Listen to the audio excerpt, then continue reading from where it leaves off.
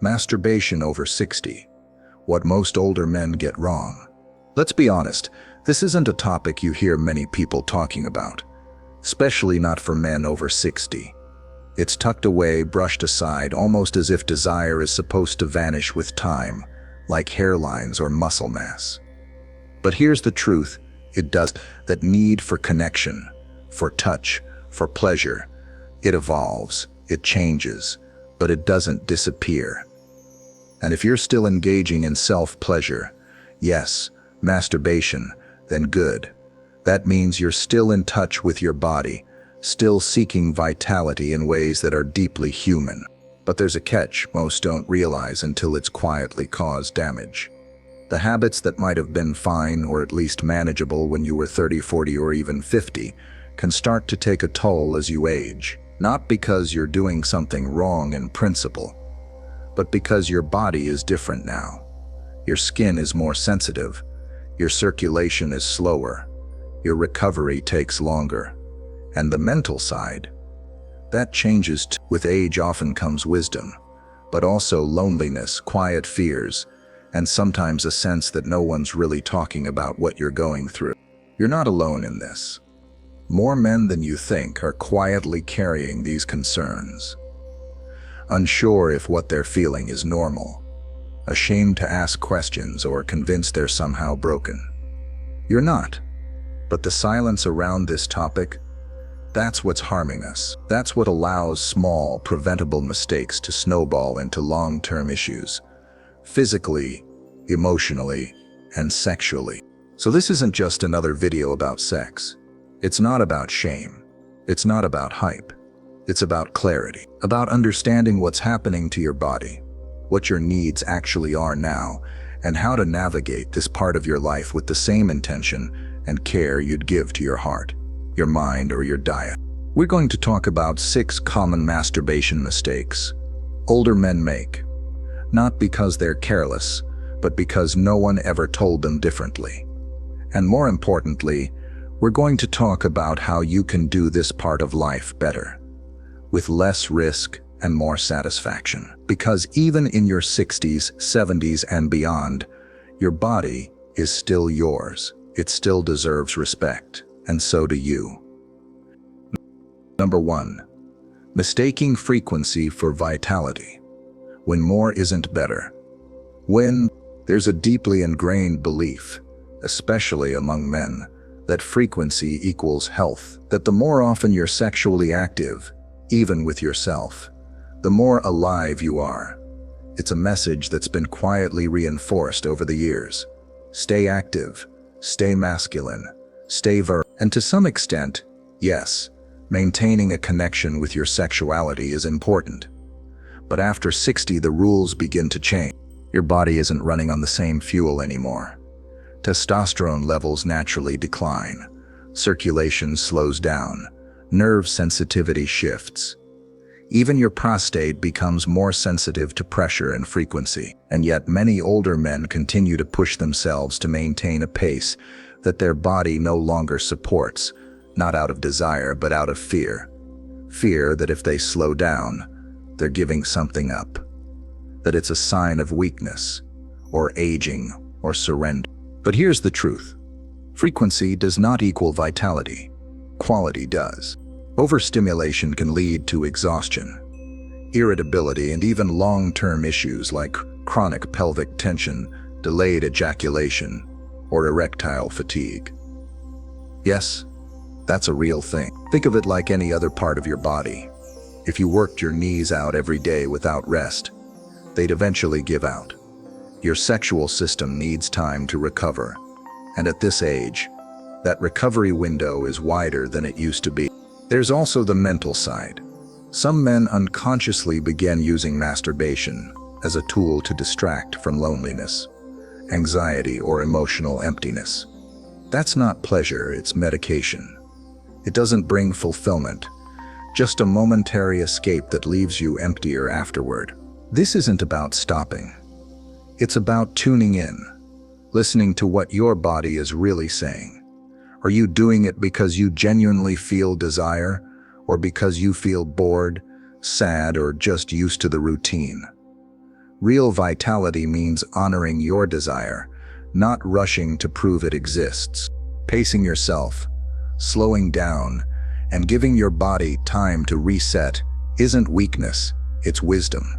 It's the same wisdom that guides how you eat, how you move, and how you rest. Your sexuality deserves that same maturity. Let it evolve with you, instead of forcing it to perform like it's. Number 2, ignoring the role of medications and health conditions. As we age, our medicine cabinets start to fill up a little more. Pills for blood pressure, cholesterol, arthritis, anxiety, sleep, maybe even more intimate prescriptions like testosterone replacement or ED medication. It's part of life, but what most men don't realize is that every single one of those pills has a ripple effect. And when it comes to masturbation, those ripples can quietly become waves. Let's take blood pressure medications, for instance. Many of them are known to reduce blood flow, which can directly affect your ability to get or maintain an erection. Antidepressants, they often interfere with libido and sensitivity. Diabetic medications, they can change nerve sensitivity, sometimes dulling pleasure or making stimulation uncomfortable. Even something as seemingly unrelated as a diuretic can lead to dehydration, which affects skin sensitivity and friction during masturbation. Now here's the issue. Very few men connect these dots. They might notice changes, less sensitivity, difficulty finishing, discomfort, and assume it's just aging. But in truth, it could be a side effect of something you're taking every single day. That disconnect can lead to frustration, confusion, or even pushing harder during self-pleasure, which only makes matters worse. Then there are the underlying health conditions themselves. Diabetes, prostate issues, cardiovascular disease, they all influence how your sexual system performs. If blood flow is compromised, if nerves are weakened, if your prostate is inflamed, then overdoing it or using the wrong technique can lead to real discomfort and even longer-term damage. The solution isn't to stop, it's to inform, to become aware, to ask the questions most men are too embarrassed to ask their doctors. Is this medication affecting my sexual function, or should I be doing anything differently? These conversations might feel uncomfortable, but they can open doors to real solutions. Your doctor isn't there to judge you. They're there to help you keep your quality of life intact, including your sexuality. Knowledge is power, especially when it comes to your own body. The more you understand how your prescriptions and health conditions are influencing your sexual experience, the better equipped you are to make choices that protect your well-being. This part of your life deserves that care too. This part of your life deserves that care too. Number 3, using pornography without limits or reflection. Let's not dance around it.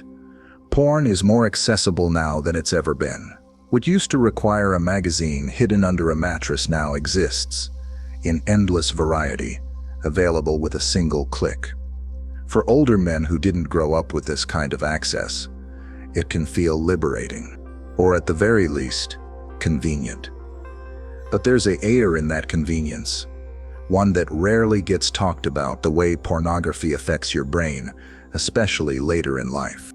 You see, your brain at 60, 70, or 80 isn't processing stimulation the same way it did when you were 20. Dopamine, the chemical responsible for pleasure and reward, responds differently with age. The receptors aren't as sensitive. The release isn't as intense. So when you constantly flood your brain with high-intensity visual content, it starts to dull your natural response to real intimacy and physical touch. That's when the cycle starts. You need more extreme content to feel the same arousal, and real-life touch starts to feel muted. And here's the thing. This kind of overstimulation can directly lead to erectile dysfunction, not just with partners, but even during solo pleasure. It's not psychological weakness, it's chemical overload. Your brain is trying to keep up with a level of fantasy that your body can't sustain. That creates a disconnect, a numbness, emotionally and physically, that leaves many older men feeling frustrated and alone. But it's not just about performance. It's about meaning. When porn becomes a habit rather than a tool, it changes your relationship with your body. You stop tuning into how you feel and instead chase a scripted, artificial version of desire. That's especially dangerous in later years, when real connection, self-awareness, and emotional presence become more important than ever. This isn't a lecture against watching porn. It's about mindful use. Ask yourself, am I watching this out of genuine desire or out of habit?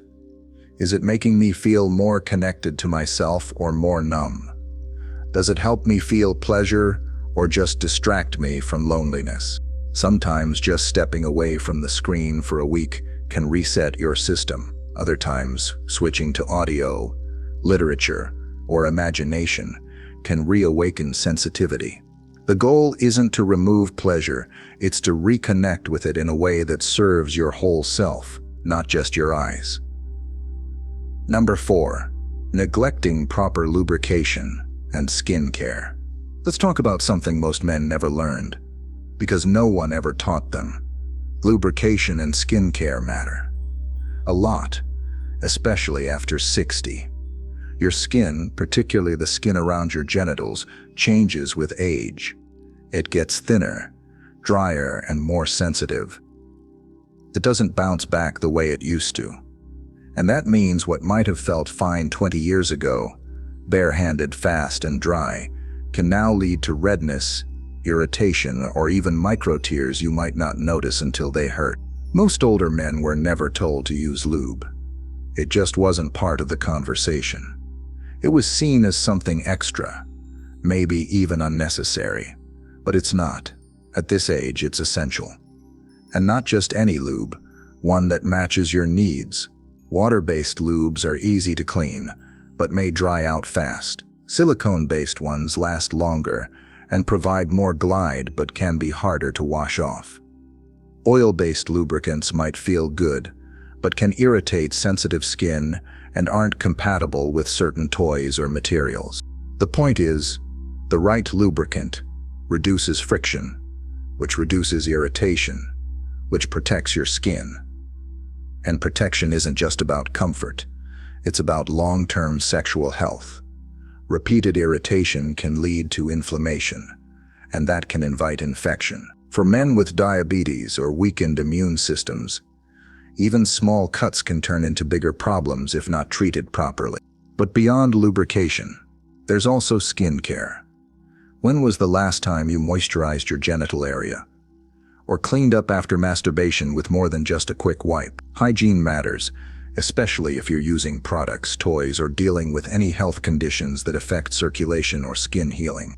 Taking care of your body in this way isn't vanity, it's respect. You respect your heart by taking your medication. You respect your bones by staying active. Your skin and sexual organs deserve the same care. Use clean, gentle products. Stay hydrated. And if you notice irritation, don't ignore it. Treat it like you would any other part of your body. This isn't about making masturbation a big production. It's about making it sustainable, enjoyable, safe, something that supports your health, not something that slowly chips away at it without you realizing. Number 5. Treating masturbation as shameful or secretive. You've lived through decades of cultural shifts, but some messages, especially the ones rooted in shame, have a way of sticking. For many men over 60, masturbation was never something openly discussed, let alone encouraged. It was secretive, hidden, maybe even punished. And while times have changed, those early messages often stay buried in the background, whispering that this act, this need is somehow wrong. So what happens? You keep doing it, but in silence, in the dark, rushed, disconnected, maybe even feeling guilty afterward.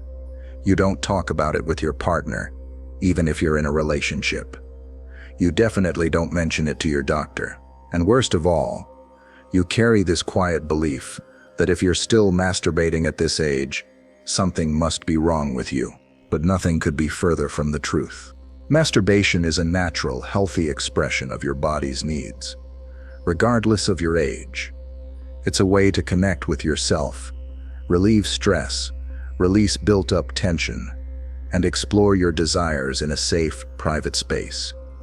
It doesn't mean you're lonely or broken or desperate. It means you're human. The real harm isn't in the act. It's in the secrecy, the shame, the internalized belief that you should feel bad about doing something so basic and instinctual. That shame doesn't just affect how you view masturbation. It bleeds into your self-esteem, your body image, even your ability to feel joy or emotional connection in other parts of life. When you treat masturbation like a dirty secret, you disconnect from your body. You stop listening to it. You stop enjoying it. And over time, that disconnection can lead to emotional numbness or even sexual dysfunction. Because your body knows when you're not showing up with honesty or respect. So how do you change that? Start by reframing it. Masturbation isn't just a release. It can be a form of care, of grounding, of reclaiming ownership over your aging body in a world that often treats elder sexuality like it's irrelevant. You don't have to announce it to the world, but you also don't have to hide it in shame. If you're in a relationship, talk to your partner about it. Not with fear, but with confidence. If you're single, talk to yourself with the same compassion you'd give to a close friend. And if you've never spoken to a doctor about your sexual habits, consider doing it. You deserve care, not silence. At this stage in life, you've earned the right to feel comfortable in your skin, not just physically, but emotionally. Letting go of shame is one of the most liberating things you can do for your health, and it's never too late to start. Number 6. Disregarding the need for emotional connection. There's something most men aren't taught, regardless of age, that sexual pleasure and emotional connection are deeply linked. From a young age, the focus is usually on mechanics. What goes where, how to last longer, how to climax. But as you grow older, the need shifts. Your body slows down, the urgency fades, but the hunger for connection, that only grows stronger. Masturbation, especially after 60, isn't just about physical release anymore. It becomes a mirror, one that reflects not just your desires, but also your emotional state. Are you feeling lonely, tense, disconnected? The way you touch yourself and how you feel afterward often answers those questions better than anything else. And yet many older men go through the motions like it's a chore, a routine, something done quickly and alone, with little thought or care. They don't slow down. They don't breathe. They don't check in with how they're feeling. And when it's over, they're not relaxed. They're just. That emptiness isn't about the act. It's about the absence of connection. At this stage of life, emotional presence matters just as much as physical sensation. When you bring awareness, compassion, and even curiosity into your self-touch, the entire experience changes. It stops being just about climax and starts becoming about care, affirmation, and emotional balance. This is especially important if you're navigating grief, loneliness, or physical loss. If you've lost a partner, if you've been through illness, if you're dealing with depression or anxiety or a shift in your identity, masturbation can become a place where you reclaim ownership of your body, not by force, but by kindness. Try this sometime before you begin. Pause. Place your hand over your heart. Take a breath. Ask yourself, what do I need right now? Then, go into the experience not with pressure, but with intention. Focus on how you feel, not just what you're doing. Slow down. Touch with presence. Allow yourself to feel. Not just arousal, but whatever emotions are there, even if it's sadness, even if it's longing. Those are parts of you too. This is what self-love actually looks like. It's not always glamorous, but it's real. And when you stop disregarding the emotional layer of your sexuality, you'll find something unexpected, that even in solitude, you can feel whole. Even in aging, you can feel deeply alive. Conclusion: wisdom beyond silence. Let's take a moment to breathe. You've just walked through a conversation that most men never get the chance or the permission to have. A conversation that many shy away from, even in the privacy of their own thoughts. But here you are, still curious, still willing to learn about a part of your life that hasn't expired just because the calendar says you're past your prime. That matters. It means something. You see, the truth is, aging doesn't rob you of your sexuality. It reveals it, strips it down, makes it quieter, slower, more vulnerable, yes, but also more honest. It's no longer about ego or conquest. It's about presence, about comfort in your own skin, about reclaiming pleasure, not as performance, but as connection. Not just with others, but with yourself. We've talked about the mistakes, 6 of them. Not as a way to criticize, but to offer insight. Because no one gave you a manual for this stage of life. You weren't taught how to navigate intimacy with an aging body, or how to adapt when sensation changes, or what it means to touch yourself not out of habit but out of kindness. So of course, mistakes happen. That's not failure. That's experience. But now you know. You know that doing it more often doesn't always mean doing it better. That your medications matter. That pornography isn't neutral. That your skin needs care. That shame is a lie. And most of all, that your need for connection, real emotional human connection, never ages and never will. You're not less of a man because your body moves slower. You're not broken because you don't feel the same as you used to. You are still here, still capable of joy, of pleasure, of discovery. In fact, now may be the first time in your life when you can finally experience those things without pressure, without noise, without the heavy expectations of youth. So honor that. Respect your body, your wisdom, your path, and remember this. Intimacy isn't about youth. It's about presence. Self-pleasure at this stage isn't just physical. It's a quiet act of self-acknowledgement, of saying, I'm still here, I still matter, and I still deserve to feel good. Let the silence end with you. Speak this truth, not just in words, but in how you treat yourself, how you care for yourself, how you show up for yourself. Because in the end, wisdom isn't just what you know, it's what you choose to do with that knowledge. And now,